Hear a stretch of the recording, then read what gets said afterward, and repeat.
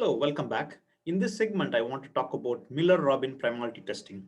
This is a randomized primality testing algorithm. It is able to handle Carmichael numbers better than the Fermat-Euler theorem that we talked about earlier. Let me quickly recall the Fermat-Euler theorem. If n is prime, what can we say about a power n minus 1 in mod n? A power n minus 1 mod n will be equal to 1 mod n, assuming a and n have no factors other than 1. Okay, GCD of a comma n must be 1. Okay, in that case, this is true. If n is prime, this is true. So in the case of Fermat-Euler theorem based primality testing, we were looking for an a which violates this property, meaning a power n minus 1 is not equal to 1. Therefore, we say n cannot be prime. Okay, because we know if n is prime, a power n minus 1 is congruent to 1 mod n. Okay, and we found out that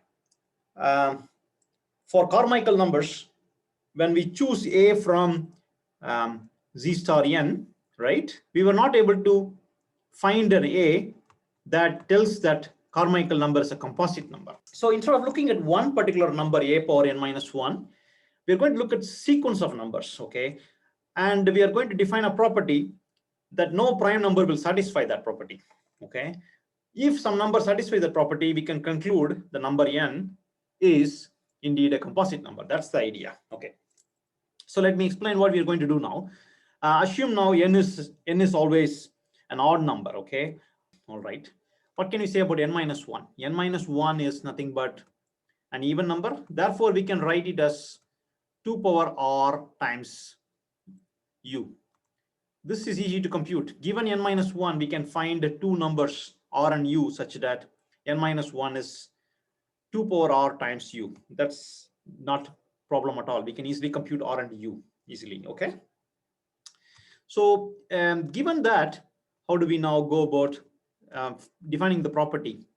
So the sequence of numbers that we are interested in is as follows. We will be looking into this sequence.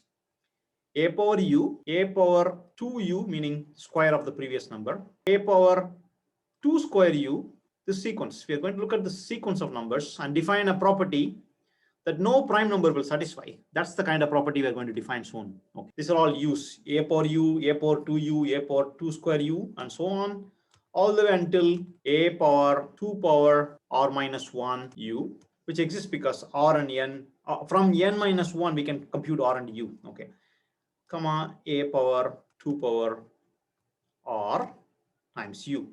Okay, this is the sequence. All right, the base is a and we are raising it to power u, power 2u, power 2 square u. That means each term is the square of the preceding term. All right, so now comes the property that I was talking about. We will define a property that a power u, the first property is that a power u should not be equal to plus or minus 1. Okay, it should not be. Okay, this a power u should not be equal to plus or minus 1. What about the numbers from a power 2u to all the way until here? All these numbers should not be equal to minus 1 in mod n. All right. I will not say anything about this for now. I'll get back to you in a moment. Okay. The claim is that if n is prime, you will not be able to find a number a, right, such that a power u is not equal to plus or minus 1. And this is an and. Okay, be careful about this. This is important. And a power 2u, a power 2 square u, all the way until a power 2 power r minus 1 u will be not equal to minus 1. Okay, so this is the theorem I am going to prove. If n is prime, you will not be able to find a such that this property is true. Suppose somebody find an a, what can we say? Then we can immediately conclude n cannot be a prime number. Okay, so that's basically the idea of Miller-Rabin. All right, so now let's think about the proof. Let me explain the proof that if a number n is prime, the property that a power u is not equal to plus or minus 1 and a power 2u all the way until a power 2 power r minus 1 u not equal to minus 1 cannot be true. Okay, there cannot be a which satisfies this property. All right, a is an element from z star n. Okay, how do we go about proving this? We know for sure we can always find an I such that a power 2 power I times u is 1. The reason is that we know that, what can we say about a power 2 power r dot u times u when n is prime? When n is prime, well, 2 power r times u is first of all n minus 1, and a power n minus 1 is 1. Therefore, this will be 1. Such an I must exist, okay? And that I can be 0, it can be r, okay? It doesn't matter. So let's assume I is 0 for a moment. When I is 0, what can we say? This becomes 1. This part becomes 1. So a power u will be 1, okay? Which is not good. A power u should not be 1, but we got an a power u to be 1. That means that we didn't satisfy this property, right? So what about an I other than 0? And let's select the smallest I such that this property is true, okay? Other than 0. So now we can look at a power 2 power I as follows. How did we get a power 2 power I times u? We got it through multiplication of the previous term, which is a power 2 power I minus 1, right, times u. And this thing has to be squared. This is how we obtain the a power 2 power I times u, which is nothing but 1, which means now, since we assumed n is prime, this we have a situation like this: x square equal to 1, right? If in mod n, okay, which means x must be either plus or minus 1 because n is prime. We proved that earlier. Okay, this means this part, it cannot be plus 1. This everything inside the bracket cannot be plus 1 because we selected a smallest I for which 2 power I times u is equal to 1. A power 2 power I times u equal to 1. And I minus 1 is smaller than I. Therefore, this term cannot be plus 1. So that means this term has to be minus 1.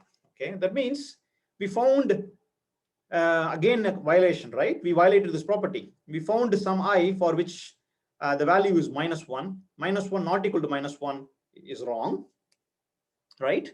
So we violated this property. So we violated the property even if I is 0 or I is non-zero. That means we proved the theorem that if n is prime, any a you select from z star n, right, will not satisfy this property that a power u is not equal to plus or minus 1, and a power 2 u, a power 2 square u, all the way until a power 2 power r minus 1 u. They must be, this property must be violated if the number n is prime. Okay, suppose a number satisfies this property. Suppose for a given n you are able to find a which satisfies this property. That means the number n cannot be prime. That's basically the idea of Miller-Rabin. Okay, in the next segment I will show to you that if n is a composite number with a very high probability, Miller-Rabin will find a witness a that will help us to provide the argument that the number n is indeed a composite number. That's all. Thank you very much.